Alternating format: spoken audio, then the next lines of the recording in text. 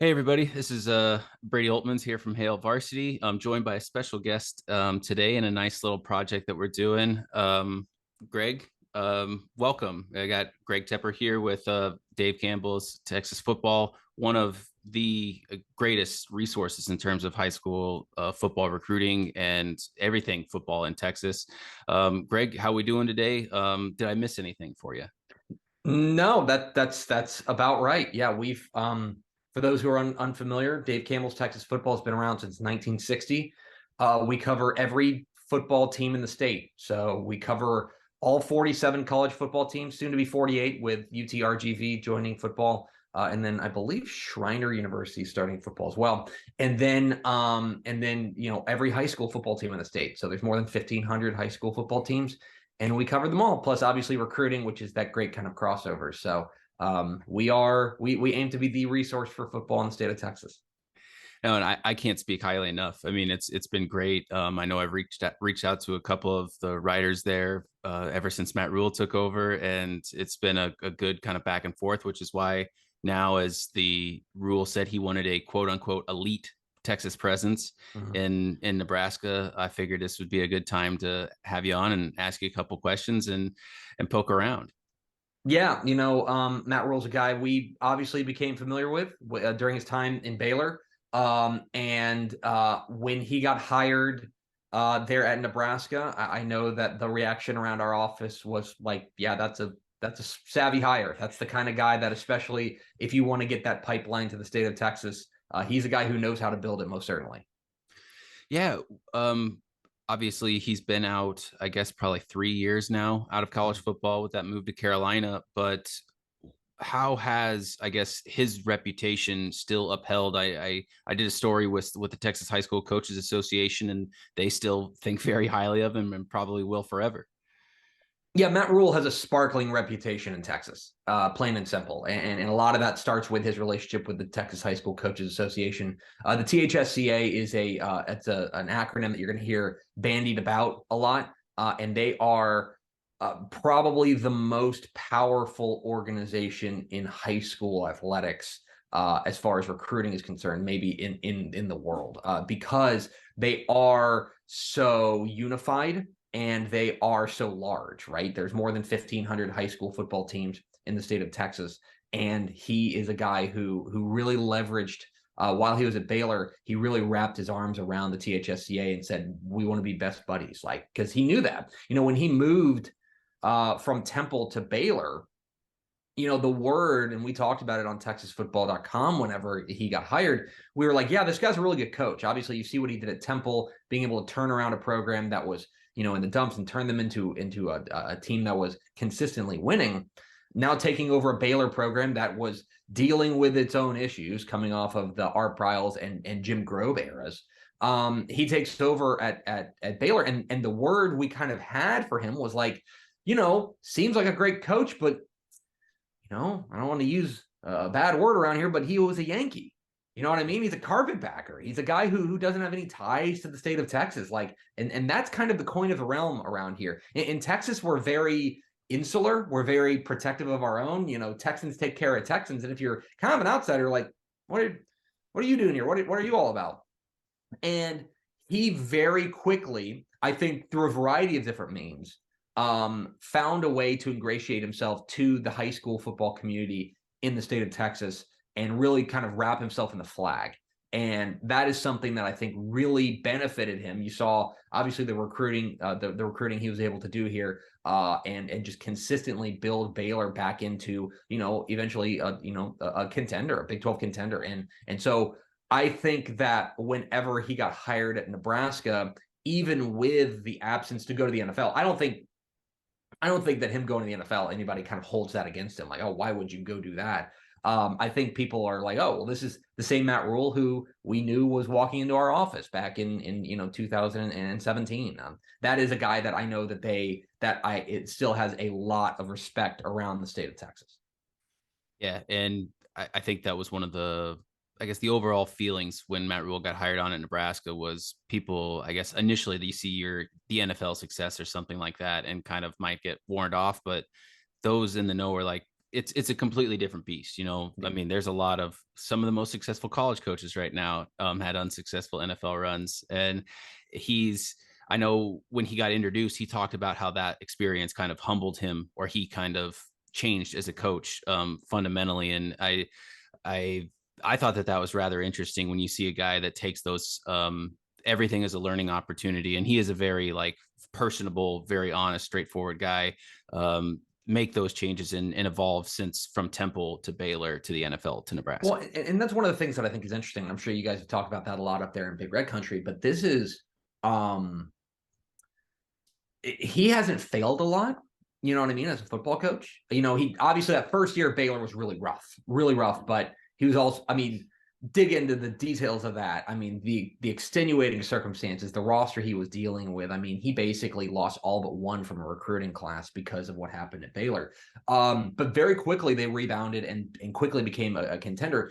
Anytime he has had any sort of setback, he has come back stronger. And I think that does speak to his ability to innovate, to self-reflect, to look at and say, be humble in the sense of like, what do I need to do better? And I think that is another thing that I think in a lot of ways he's a coach's coach, because coaches are always looking to improve. Good is not good enough. We want to be great. And so, you learn more from your failures than you do your successes. And I think that resonates with high school football coaches across the state who are dealing with that on a daily basis, who are dealing with, we went 2-8 this year. How do we go and make the playoffs next year in the high school football ranks? I think that resonates. And that's even though he is not a Texan, I think he very quickly got the idea of, oh yeah, don't worry. He's from other parts of the world, but he's one of us. And that I think is a really powerful message to have among Texas high school coaches. Recruiting wise, what was, I guess this might be kind of a weird question, but with just the different dynamics between Art Briles and Matt Rhule and their coaching approaches, how was Texas high school, in-state recruiting? How did the Baylor program kind of change just from a recruiting standpoint between the two? Yeah, it's an interesting question. I think that with Art Briles was such a hands-on scheme guy that I think that in a lot of ways he went out looking for particular guys that were going to fit his scheme. He was always very heavily involved in recruiting wide receivers and quarterbacks, for example. That was something, because of his Air Raid background, that's always something that he wanted to do. And defense, they would go and obviously recruit defense, but really in a lot of ways it was like, I'm gonna leave those up to assistants. Generally speaking, their offensive recruiting tended to be better than their defensive recruiting. I think that when you take a look at what Matt Rhule is about, Matt Rhule is a little bit more of a schematic chameleon in the sense that he's not necessarily tied to one particular offense. He's going to do what works. And so I think that what you saw was a little bit more of a holistic recruiting approach, going out and saying, I want to go get the best guys that we can get. Yeah, of course, we have a vision for what we want to do, but we'll find a place for them to do it. A lot of their best success stories were guys that they were able to move positions, guys that they were able to move around and say, we like this guy as a football player, as a high school football player. Maybe he works out as an offensive lineman, but it turns out that we need him on the defensive line. He turns out to be a star. That was one thing. The other thing that I think he did really well, and he had to do early on in his time at Baylor because of the reputation that they had and simply because they were kind of digging themselves out of the Art Briles scandal, was that he found a way to go and be first on guys and find those kind of hidden gems. For a long time, Gary Patterson was the master of that at TCU because he's recruiting to the Mountain West, or he's recruiting to the WAC, or he's recruiting to some non-power conference. He would be the guy who would go out and find the borderline 2 to 3 star guy in a small town and turn them into an all-pro, or turn them into a draftable prospect, things like that. Everyone wants to do that now. And it got harder, but Rhule kind of took that mantle, I think, kind of out of necessity of who are these hidden gems, who are these diamonds in the rough, and the way you get that is with relationships. The way you get that is by word of mouth and saying, hey, by the way, I'm talking to this coach at a 3A school, and dude, we played this this linebacker from, Centerville, and he was unbelievable. You know what I mean? And that's how you get those types of guys that end up giving you that hidden gem, that diamond in the rough. And so he took over that. That is harder at Nebraska. And it's harder overall in the state of Texas just because I think that the recruiting coverage has been saturated. It's very hard to hide in the state of Texas. Well, our Mr. Texas Football Player of the Year was a two-way player, which is our smallest 11-man classification. He goes to a school with about 110 kids in it. He was our Player of the Year. He's already got offers from like A&M in Texas and LSU and stuff like that. So it's harder to hide in the state of Texas. But one of the things that I think Matt Rhule did really well was kind of having a more holistic recruiting approach as opposed to like scheme specific. And secondly, he was really good at finding those kind of hidden gems and snapping them up and getting to them early. There's more of a race to do that. And there's guys in this state who are really well equipped to do that. Some of whom learned under Matt Rhule, like the guy out there in Lubbock at Texas Tech. But that's something that he did really well. And I'm interested to see if he's able to do that at Nebraska as well. Okay, so Matt Rhule to the side. How has the perception of Nebraska football kind of changed through the recruiting basis of Texas? I mean, Nebraska's a program with those deep Big 12 ties and used to be a little bit more familial, but as college football's kind of changed, I'm curious, how has the program kind of looked at in recruits' eyes to a certain extent?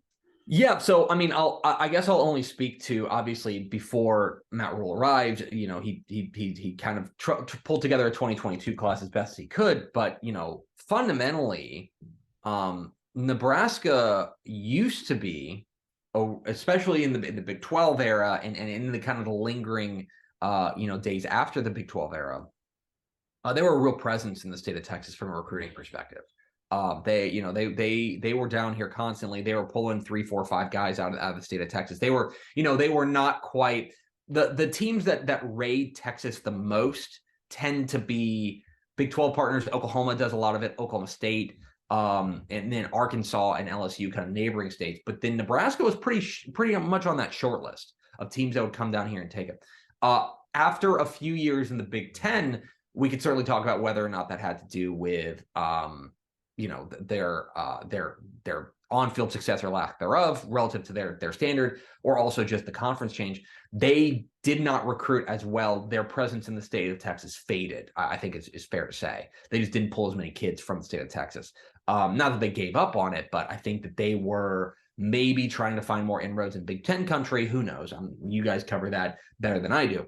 Their presence in the state of Texas before the Matt Rhule hire under Scott Frost was here, but like 1 or 2 kids. I think the 2022 class is actually a really good indication of that, where they get Richard Torres out of San Antonio Southside, who was a kid we really liked, and a real star, I think, and a real kind of steal for them. But like, that's it, and that's kind of the way it'll be. They grab 1, maybe 2 out of the state of Texas. Part of it is that it's contested territory. Everybody's coming to recruit in the state of Texas. But also, I think that in the end, it wasn't necessarily a priority under old regimes. And I do know, and Matt Rhule said as much, and I think you can tell by just the actions he's taken that it is going to be a priority. And that is going to be where they're going to get they want to get a lot of their kids. You got to rebuild those pipelines, but Matt Rhule's the guy to do that. Yeah, I mean, he's an energetic, fiery guy. If someone can reignite relationships, he certainly seems to be on the short list for that. This is an idea that's kind of bounced around. So, Gray, I'll throw it off of you and see if anything sticks or is interesting to you. But with the conference changes, not only the Big Ten's expansion, but you've got Oklahoma and Texas now going to the SEC, joining A&M. The Big 12 is a very curious. I love watching it because it's just fascinating, and how it's kind of evolved over the years has been interesting. How has the shift and realignment kind of in conferences, how has that impacted Texas high school recruiting to the point where you don't have any Big Ten schools in Texas, but if you have a Matt Rhule that comes in and kind of mines that, maybe the Big Ten is an alluring conference idea for a recruit? Yeah, I think it certainly can be. And the Big Ten does do some recruiting in the state of Texas. I guess USC now a Big Ten member, at least in spirit. They've Lincoln Riley has brought those Oklahoma ties over to USC, and he's recruited well in the state of Texas. Ohio State has very famously come into the state of Texas and taken some of the best players here, most notably guys like Quinn Ewers, who started there. Jackson Smith and Jigba is a Texas guy. They do a fair amount of recruiting in the state of Texas as well. And I do wonder that with conference realignment and they're kind of being this big two, so to speak, SEC and Big Ten, if there's going to be more of a land rush from those conferences within the state of Texas. The SEC is always here, and part of that is A&M and then soon to be Texas, but also Arkansas and LSU and all those schools that are relative neighbors. They consider DFW, Houston, Austin, really all of the state of Texas to be part of their recruiting footprint. I do wonder if with the alignments changing and with there being maybe more of a separation between those top two conferences and then the rest of it, and especially the Big 12, if especially those top tier guys, the high threes, the fours, and the 5 stars are going to end up kind of flocking more towards those two conferences. Now, the Big 12 is still, let's be real, the Big 12 is still the Conference of Texas. You're still going to have 4 teams from the state of Texas in the Big 12 with TCU, Baylor, Texas Tech, and then Houston joining the mix as well. Plus, you've got programs that have, I would say, punched above their weight class as far as recruiting is concerned, like UTSA, a 2-time Conference USA champion, who's now moving to the American Athletic Conference. They've punched above their recruiting weight, and so I don't think it's a pushover. I don't think they're gonna go quietly.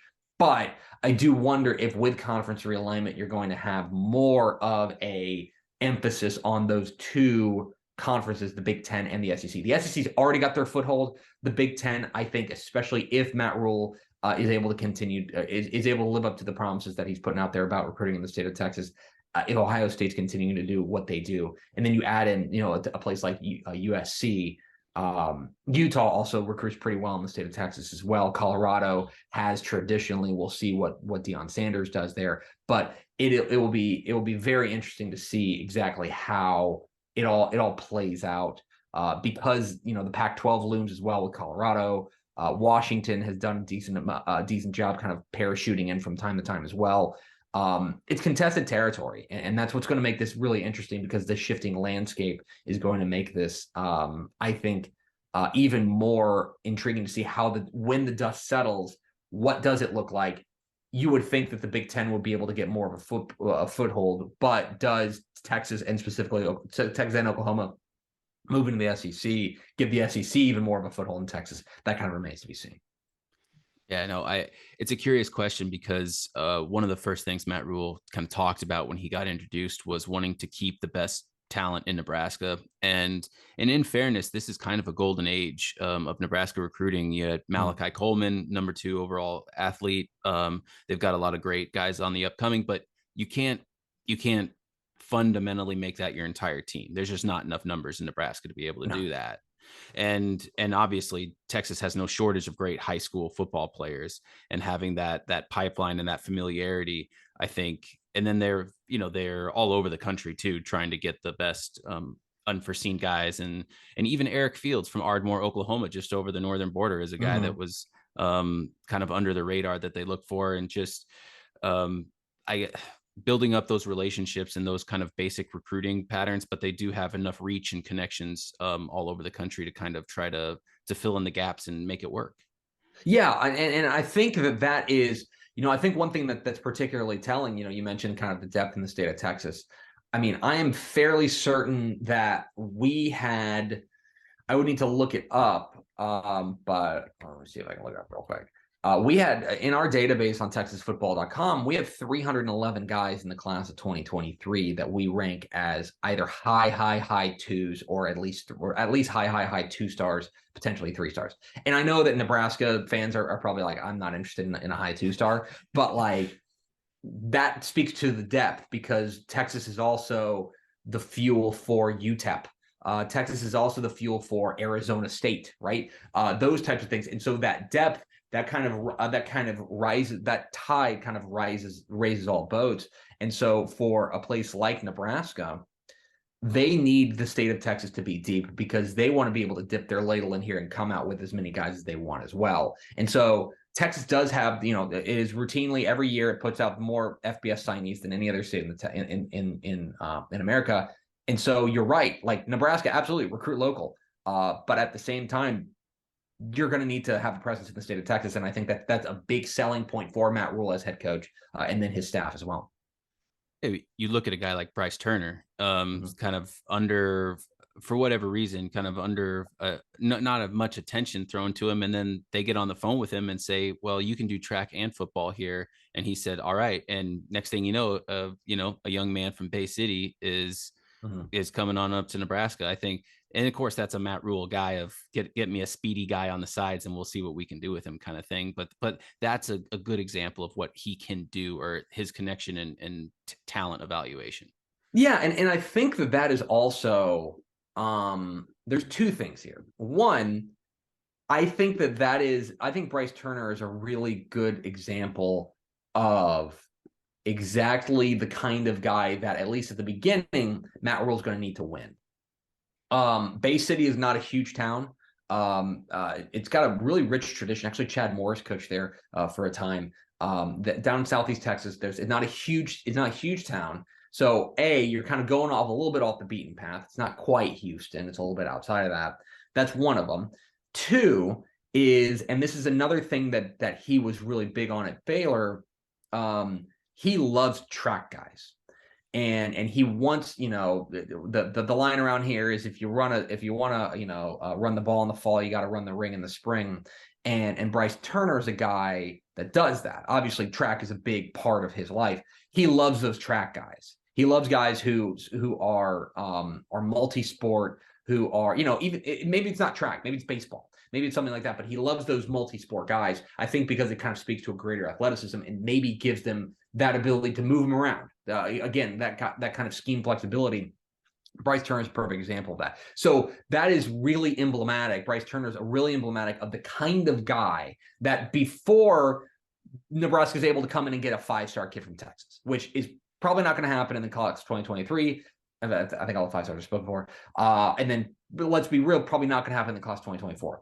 But 2025 and beyond, if you want to win those types of guys, this is those building blocks. These are the guys that you have to win to say we are serious about recruiting in the state of Texas. That gets you in the door at a place like Duncanville, gets you in the door at a place like South Oak Cliff, in the door at North Shore, places like that. The real powerhouses, the places that are putting out the 4 or 5-star guys on a routine basis. So I think that the Bryce Turner one is a real potentially, look, this could all sound silly if it all crashes and burns, but potentially one of those recruiting canary in the coal mines.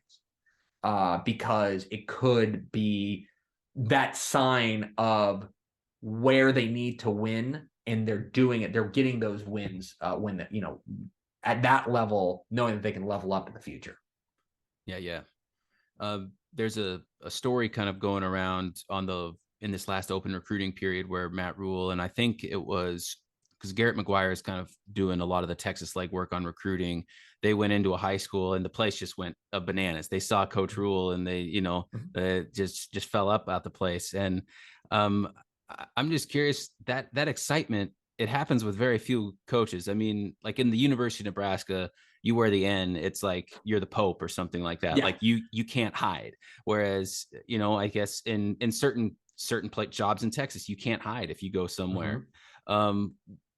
Is that kind of, I don't want to say celebrity because that might give a certain connotation, but like, does that star status coach figure, do people still resonate with Coach Rhule and his presence at high school gyms now? Yeah, I think so. I think they do. And that is relatively, let me be clear, that's relatively rare for out-of-state coaches. Steve Sarkisian, Jimbo Fisher, Joey McGuire, guys like that, Sonny Dykes now to a certain extent, those types of guys, they walk in and they are celebrities, right?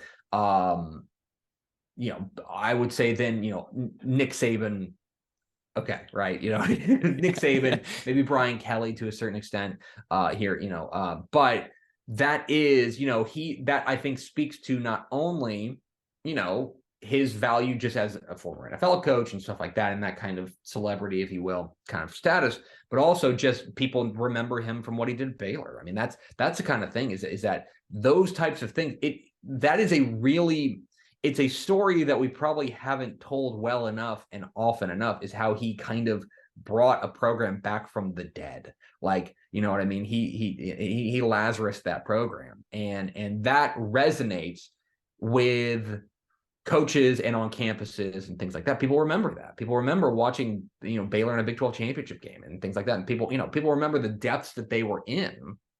And for him to dig them out of there is remarkable and stunning, and one of the great stories in Texas college football in the past 20 years. And so, yeah, he's a guy who he does have that presence on campuses, and that is going to serve him well going forward, just because that's a corner of the realm. People are excited to see him, and now, especially when you're trying to reestablish that N meaning something in the state of Texas.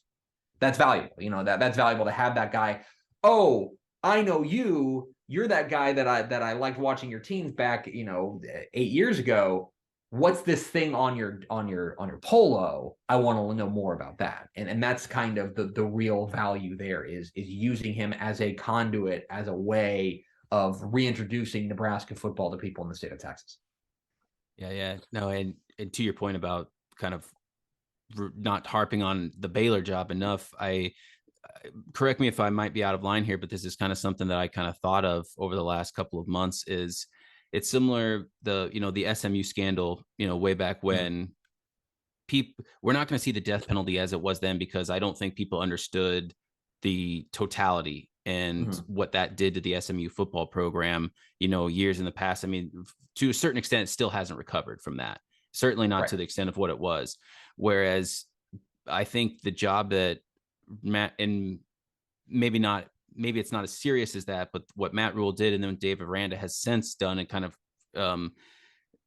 it's Baylor was not, I mean, it suffered a lot. That program kind of got the brunt of a lot, and the roster changed, and things happened. And it's kind of incredible to see that program still be incredibly competitive now, right? Oh yeah. I mean, you're talking about functionally, they lost, I want to say, I'm trying to get my timing right. They lost an entire recruiting class. Yeah. Like, with the exception of one, like, Art Briles gets fired. They bring in Jim Grobe. Jim Grobe meets with all the recruits, but then they say, all right, and did to Baylor's credit, did the right thing and said, if you want to get out of your letter of intent, we'll let you out of your letter of intent.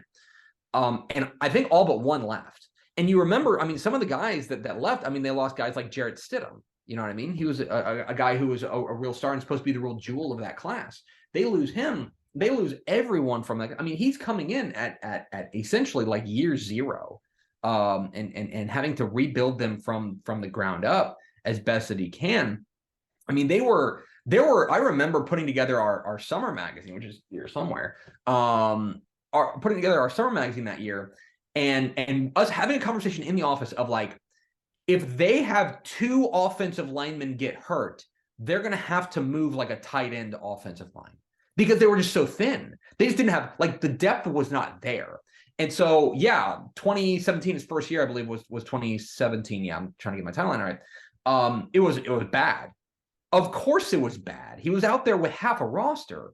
And so, to me, to get them from there to where he got them into Big 12 contention that quickly is stunning. And it's a testament to him building it. And again, another thing that I go back to is building it the right way, as far as a way that is going to win you the accolades and the friendships and the respect of Texas high school football coaches. You're not going out there, and this is really pre-portal. There was some transferring and stuff like that, but pre a hardcore portal as we know it today, to build it up from that way and to just kind of get as much as you can from the guys you got. It's pretty remarkable, and we probably don't talk about it enough. Yeah, I think Matt Rhule just shared the Jalen Petrie story, being the only holdover from that, and look how he's doing. He's known as, I mean, in Baylor circles, he's the one who stayed. That's what they call him. Like, they call him like the one who stayed, and he ended up being a star for them. And I think that is a testament not only to him, but also, the ability for Matt Rhule and that staff to build around him. It was really a remarkable job they did. Shifting it to personnel. I did the story, and you guys are I did the story for our readers, and I'm sure everybody there is well aware of his ties and what he did, bringing in a couple of Texas high school football guys onto the Baylor staff. Here at Nebraska, not really a Texas high school guy, but Garrett McGuire from Texas high school, but not a coach. And then legendary, well-established coach Bob Wager coming in. Tell me a little bit about each of them. To as much as you can. I mean, Garrett doesn't have the head coaching legacy that Bob does. They're kind of on different sides of a similar coin, but I think they're both interesting in that they fit Rhule and kind of align with what he wants to do. Yeah, so we'll start with Garrett McGuire. Garrett McGuire, of course, the son of Texas Tech head coach Joey McGuire. Joey McGuire was the guy that he hired at Baylor to be his associate head coach, basically second in command there and tight ends coach there at Baylor. Garrett McGuire was more or less born to be a coach. It's in his blood. It's just like it's in the walls for him. Like there's nothing he can do about it. Like he could have grown up telling his dad, I want to be a painter. And like Joey would have been like, that's not going to happen, buddy. Grab a clipboard. He was a quarterback at Cedar Hill under his dad, then goes to Baylor with his dad as well, and doesn't see a ton of time, but is functionally, like, from what I understand, I haven't talked with Garrett about this, but I would love to know what his college career was like and whether or not it was more or less just like a 4 to 5 year grad assistant job. You know what I mean? Because that's really what he was doing. Is he was more or less kind of a coach on the field and kind of a coach in training there at Baylor under Matt Rhule and under his father. He goes off with Matt Rhule to Carolina before coming back. But he's a guy who is a young up and coming guy, a guy who's well respected. The name McGuire goes a long way in the state, long way. So that's going to be something that I think he's going to really lean on. But he's also building his own legacy and his own brand out there. He's well respected as a young man. Obviously you mentioned he doesn't have those head coaching bona fides, but he's a guy who, for a guy as young as he is, I think has a resume beyond his years, which I think is going to serve him well. And it's why Matt Rhule, I think, is so enamored with him. And also, if he didn't go to Nebraska, he's going to be on Texas Tech staff. Like, that's not really up for debate. And then for Bob Wager, is so when Matt Rhule took the job at Baylor, we talked about him being a Yankee, him being a carpetbagger coming down to Texas, and we talked about you need to find some Texas bona fides. He immediately goes out and he hires 2 Texas high school football guys. One of them is Joey McGuire. Hires him from Cedar Hill, DFW Metroplex, 3-time state champion there, and one of the most well-liked and respected and beloved coaches in Texas high school football there at Cedar Hill. Bob Wager is that version of the Joey McGuire hire there at Nebraska. He is also, Wager's not a Texan by birth. He very famously, I want to say he's from somewhere up north. Michigan, maybe Pennsylvania. Where's he from? Let's find it. Bob Wager. I'm looking this up because this is worth telling because he's told the story a million times. New York. He's from New York. But he's told the story a million times. He rode his motorcycle from I believe without a job, rode his motorcycle from New York to Texas because he wanted to be a Texas high school coach. And he established himself there at Arlington Martin in the DFW Metroplex. He was Myles Garrett's head coach. He's coached a number of big time prospects, but also he has been a real he's turned them into a consistent power there for a program that was just Arlington, not to get too far in the high school weeds. Arlington's got a lot of schools, and they were kind of all mishmashed. One would be good this year, then it'll be Arlington High's year, and there'll be Arlington Lamar, and then maybe Martin would have a great year. He turned Martin into the Arlington powerhouse, like plain and simple. They were the team to beat in Arlington ISD, took them to multiple deep playoff runs. One thing I think is worth mentioning, and I don't know if this has been brought up anywhere, with these guys who are brought in on these high school with these high school football jobs or high school football positions, they're brought in, and I think a lot of fans think of them like, oh well, they're recruiters. Yeah, we're putting them at whatever coach or whatever position, we're doing that. Matt Rhule putting him on the special teams staff is genius, and I'll tell you why. Arlington Martin every year has the best special teams in Texas high school football at any level. He is a special teams fiend. He spends 3 times as much time in practice at high school. He did at Martin, I should say, past tense now, as any other coach that I've ever seen. He is a special teams like psychopath, and he comes up with different ways. They are always good for one big special teams play a game on the high school level. Whether it's a punt return, a kick return, a block punt, fake kick, something like that. He's a special teams hound. And so when he got hired, and it came out that he was going to be helping on the special teams, I was a Leonardo DiCaprio gif of just like pointing, right there, like that. Yes, that's using the guys that you have. So that is not like a placeholder role that, you're here to go recruit the state of Texas. Yes, he is there to do that, but he is also going to make his presence felt on the special team side because that's his game. He's a crazy person about special teams. So, I was very excited to see him get that job on the special team side because I think you're going to see that manifest itself in Nebraska. No, good to know. I think there was a running, I guess, an inside joke in our Slack channels here at work where it was like, our special teams guru. Okay, you're up by 10 in Ireland over Northwestern and you're ready to kick off. Do you kick an onside and yes or no? Because if the answer is no, then he gets the job because that's exactly what Nebraska did this last year. Yeah, that's I know there have been some famous special teams blunders in Nebraska past. He'll take some risks on you, I'll say that, but probably not that. Okay, good. Well, we were just left scratching like, what in the world just happened? I mean, granted, sometimes that happens and you're like, oh, all right, I guess, more power to you, but more power to you doesn't work when you lose the game. Right. And then Texas ties beyond just the coaching staff. Obviously, he got the big one. Dr. Susan Elza. Is that Elza correct? Yes. Pronunciation? Okay. I thought I'd heard it somewhere along the line trying to do some research, but she's incredibly well respected and incredibly well thought of in Texas for her work at the UIL. What does that mean? Because I guess she'll be chief of staff or a similar title here with Matt Rhule. Can you just kind of shed a little bit light into who she is and what that hire means for Nebraska? So to go back to what he did at Baylor, I mentioned that he hired 2 Texas high school football kind of presences.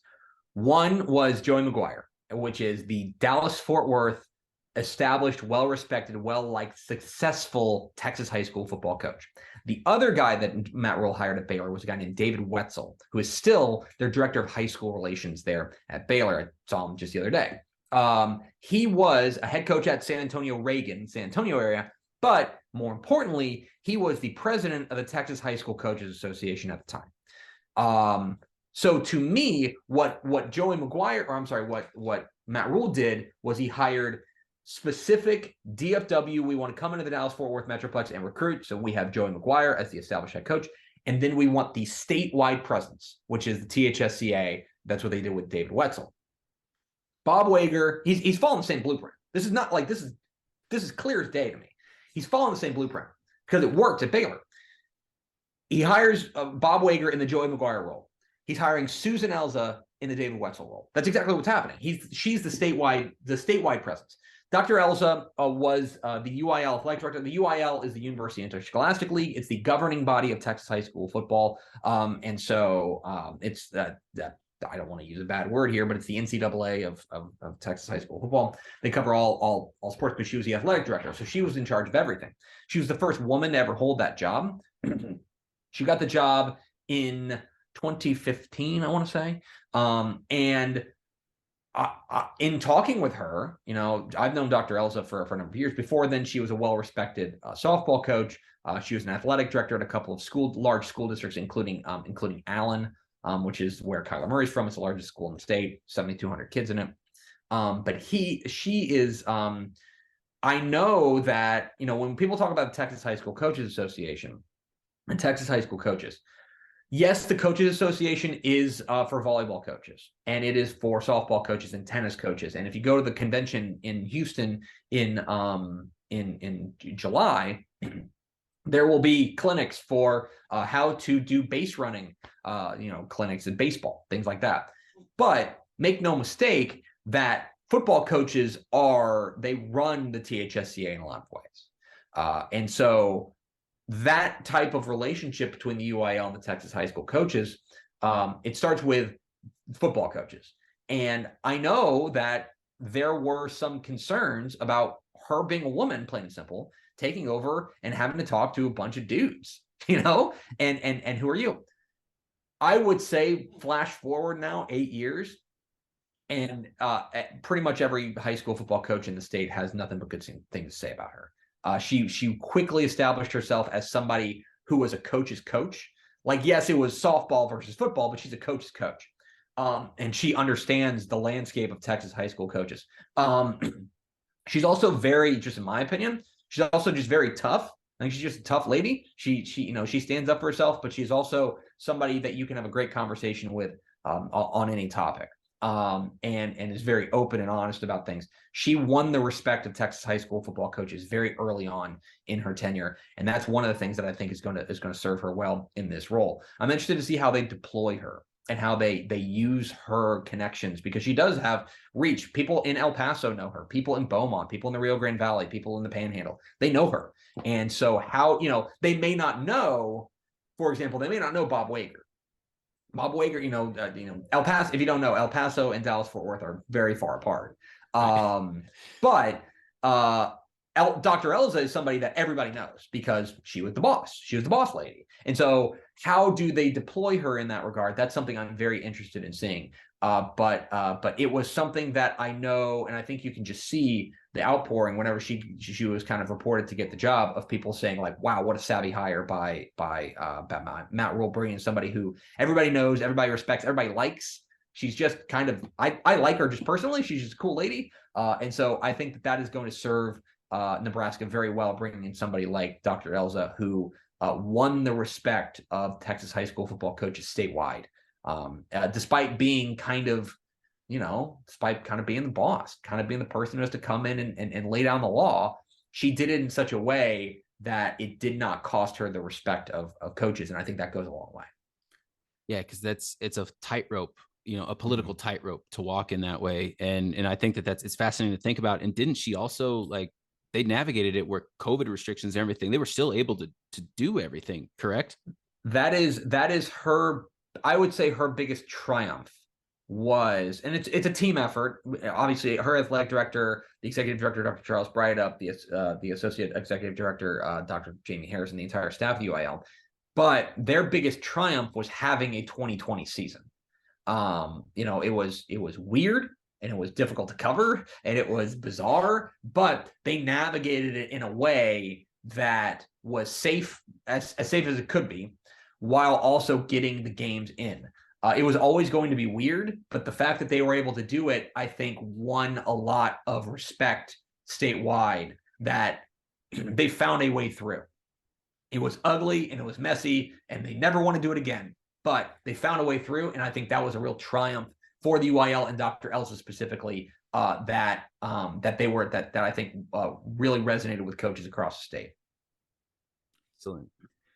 Well, Greg, I'm trying to think if I got through most of my notes here and most of my questions I wanted to ask. I think that's it. Is there anything that stood out to you, or anything I should have asked about, or you want to know from me? No, I'm very interested in seeing what a Nebraska presence in the state of Texas looks like in 2023 and beyond.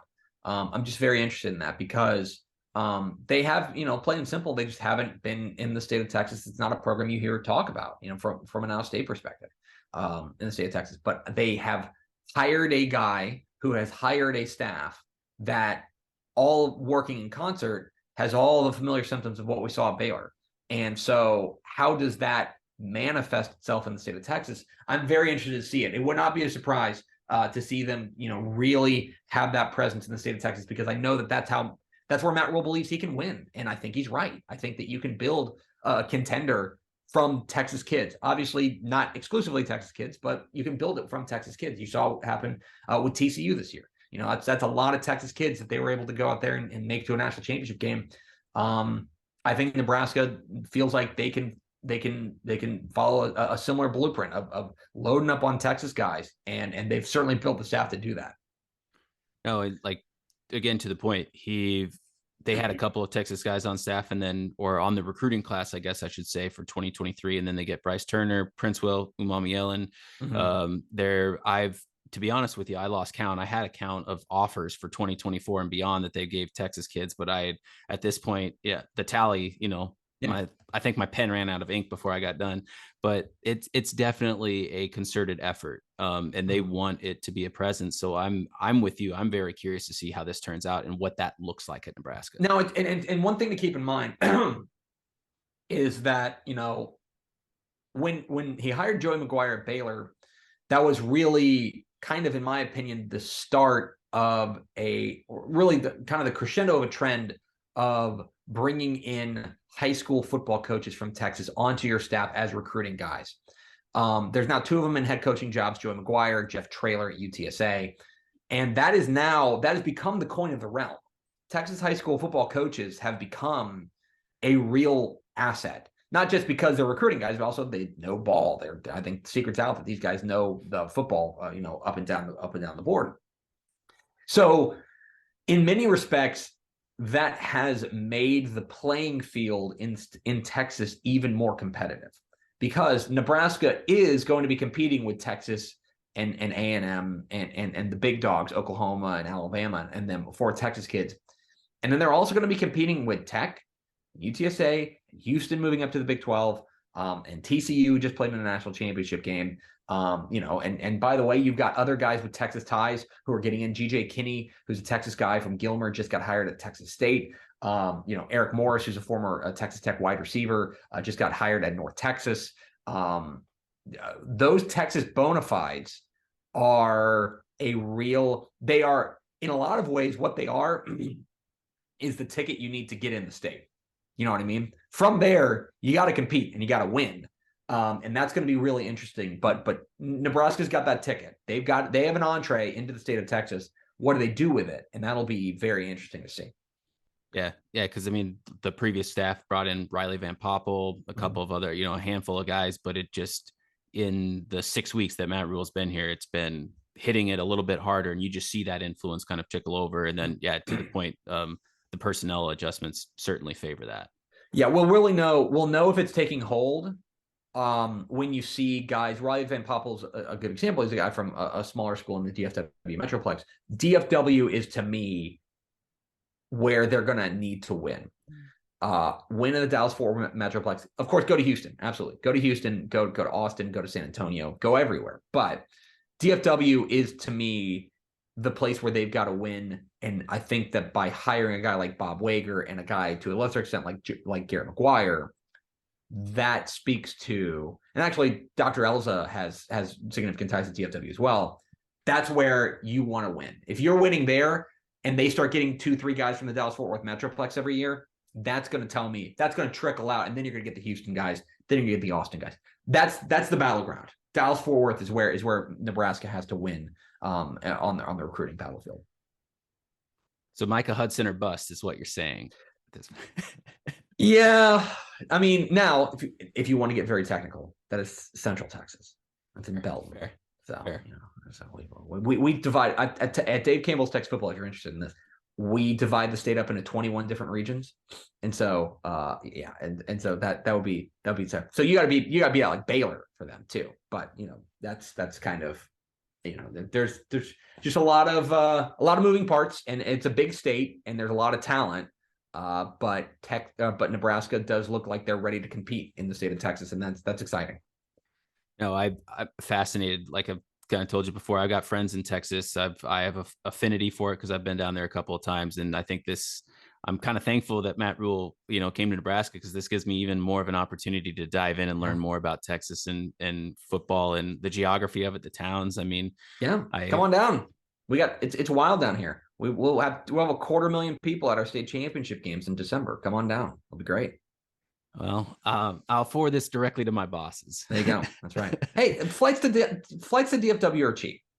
That's a good point. And the frequent flyer miles, I'll build them up for next season, Right. Exactly. And then you use that to come to Dallas and or come to Arlington in December. That's, the way to go. That's how we party around here. Yeah, catch up on the Rangers winter meetings and everything that's happening. We don't need to talk about them. God. Awesome. Well, I'm thank you I'm a so long much, I'm a Greg. long suffering Texas Rangers fan, so I just can't. Oh, wow. Well, I'm Royals over here, so you don't. Yeah, at least you I mean, guys have a World Series. You didn't get David Freezed. Anyway, all right. Well, thank you so much, Greg. I can't thank you enough for taking the time. Hopefully, this was fun, or at least yeah. informational at the very least. Yeah, well, we don't get to talk a lot about Nebraska football around here, but maybe with any luck for Husker fans, there's going to be more of a reason to talk about them. Awesome. Well, man, again, thank you so much. If you ever need anything or think of me, don't hesitate to reach out. And hopefully there'll be something for us to rehash on here in a couple of months. Let's plan on it. Awesome. Thanks much, man. Appreciate you. All right, man.